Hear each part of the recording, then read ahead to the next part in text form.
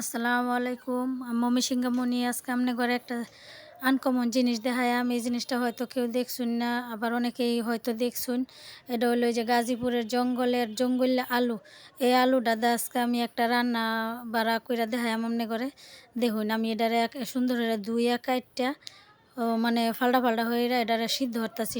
একেবারে বেশি সিদ্ধ হরুন যেতুন, এটার মধ্যে একটু বিজলা বিজলা আছে, তো এই বিজলাটা যাতে সাইরা দেয় এর লিগে আদা সিদ্ধ হইরা লইতাছি।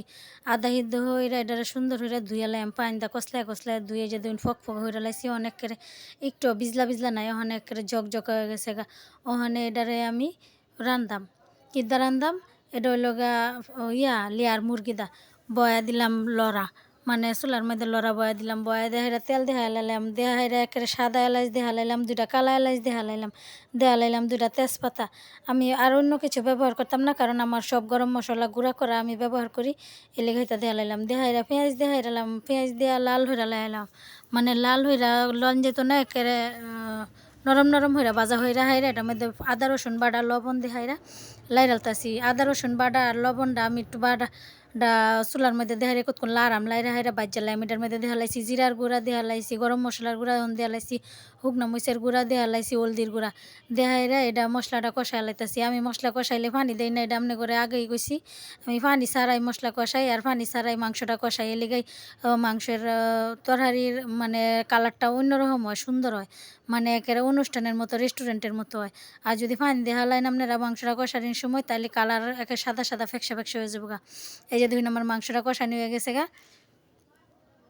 ওখানে আমি এটার মধ্যে বালা হইরা কালা হইরা কষাই লইয়াম, পানি দেই না তো, আমি বেশি হইরা তেল দিই। ওখানে দেখালাইতাছি ওই যে এই সিদ্ধ হরা জঙ্গলের আলুটা, মানে এটারে জঙ্গলে আলুই কয় গাজীপুরের মানছে।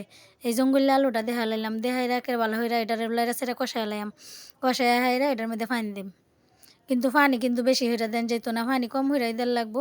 এর লেগে আমি বালা হইরা কষাই লইতাছি, যাতে পানি কম দিলেও যাতে মাংসটা কষানির মধ্যে সিদ্ধ হয়ে যায়। এর লেগে আমি বালা হইরা কষাই লইছি, একেবারে কালা হইরা ওখানে দেয়া লাইছি পানি কিন্তু আমি বেশি দিতাম না তরকারিটার মধ্যে। তরকারির যদি আমরা বেশি পানি দেন তবে তরকারিটা ভাল লাগতো না বেশি, কারণ এর মধ্যে তো আলু দেওয়া হয়েছে। আলুর তরকারিটা একটু শক্ত মানে শুকনা হইরা রান্ধুর লাগে। এই যে দেখুন আমার তরকারিটা হয়ে গেছে পড়াই, এই যে সুন্দর হয়ে গেছে দেখুন, একেবারে রেস্টুরেন্টের মাংসের মতো হয়ে গেছে গা।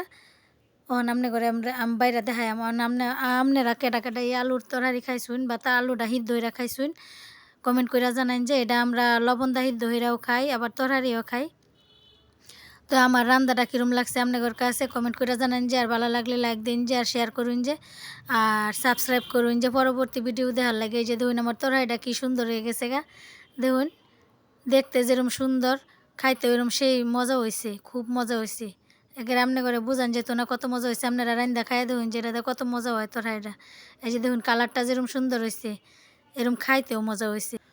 তো সব শেষে আপনাদের কাছে বিদায় নিবার চাই, আর বিদায়ের আগে কইবার চাই চ্যানেলটা সাবস্ক্রাইব করুন যে। আল্লাহ হাফেজ।